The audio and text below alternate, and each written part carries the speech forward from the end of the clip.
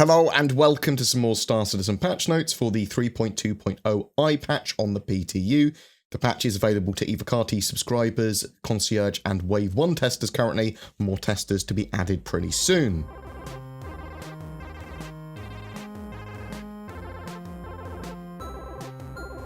All the ships are available currently except for the Mustang series, Nox and Dragonfly. Testing focus for the patch is the new Destroy Probe missions, mining, scanning, extraction and prospector function, flight and function of the Avenger series, 600i, Eclipse, Blade and Hurricane, orbital quantum travel, G-force effects, ship power tuning and power triangle usage effects, manned and remote turrets, group system and quantum linking. So the new features that have been added, they've added 2 new probe destroy missions for lawful and outlaw reputations. They've added UI prompts for hydrogen fuel that inform the pilot at every quarter increment of fuel. Players will be removed from the party if they leave game or crash now. A orbital quantum nav point for Levski's been added. They've updated the wanted punishment for killing versus destroying empty ships. They've updated mineable rock planetary distribution, added more variation in mineable rock geometry.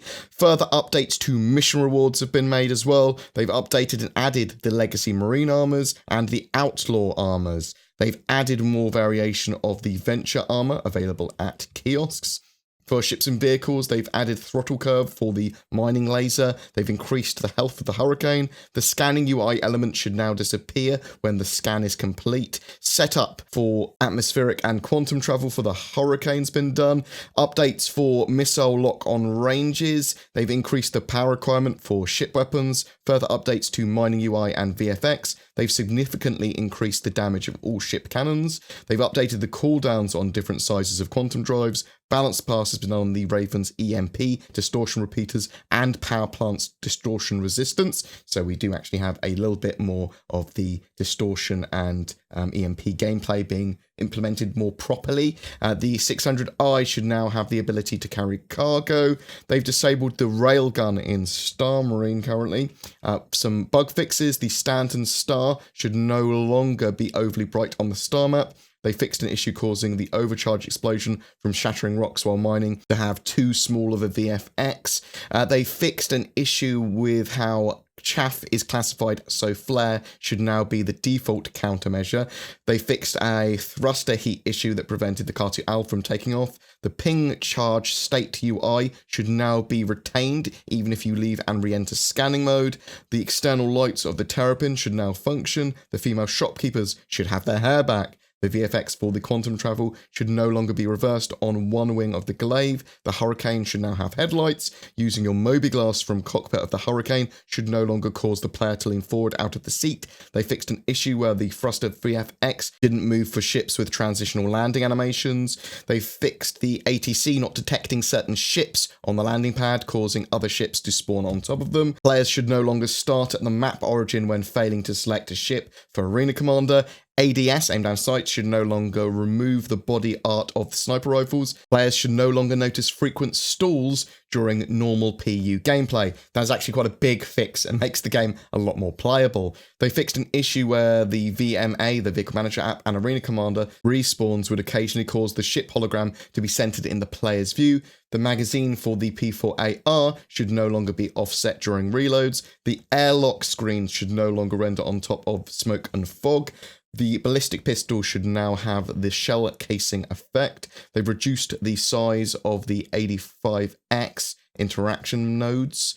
The bathroom doors of the 600i should now open. The entry animations for the blade should no longer be misaligned. The locked doors inside of Kovalex should no longer be missing panels. The Hurricane should now have interaction highlights.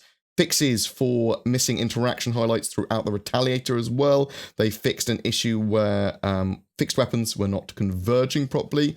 Vehicle lights should now revert from emergency state when health is restored. The party system's more robust, especially when people try and leave it. It should no longer break. The EVA entrance animation for the Hurricane should no longer be offset. The target selection for quantum travel nav points should no longer seem sluggish. Players should now be able to exit the Hurricane turret into EVA.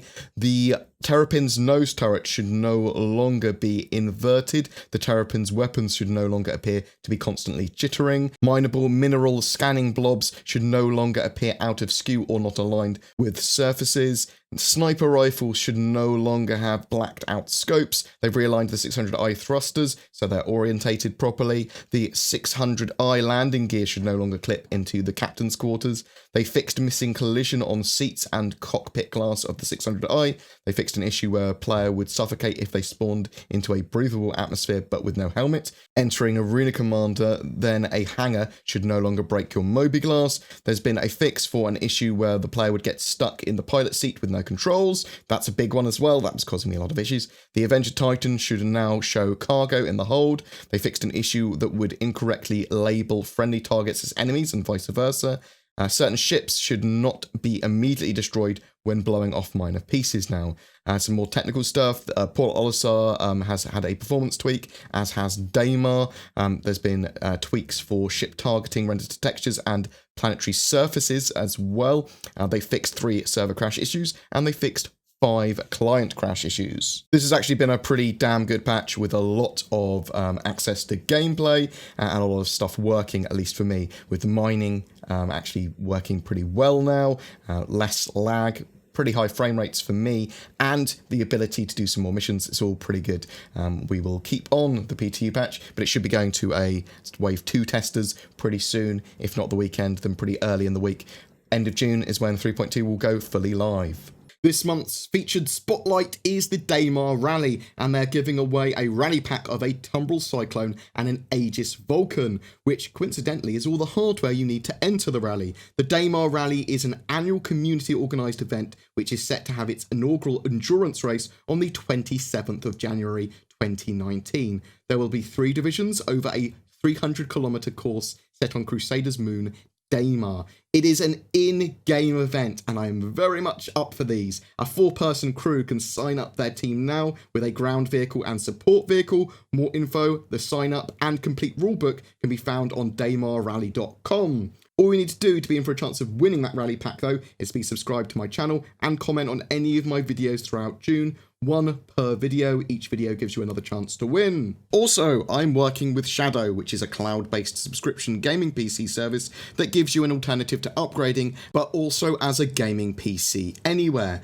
I'm trying to make the service as Star Citizen friendly as possible, but please check that out again in the description below if you're interested, and using the promo code BoredGamer will give you a discount too if you decide that you like it. Thank you very much for watching. Please don't forget to like and subscribe, as it really does help me, and I'll see you in the verse.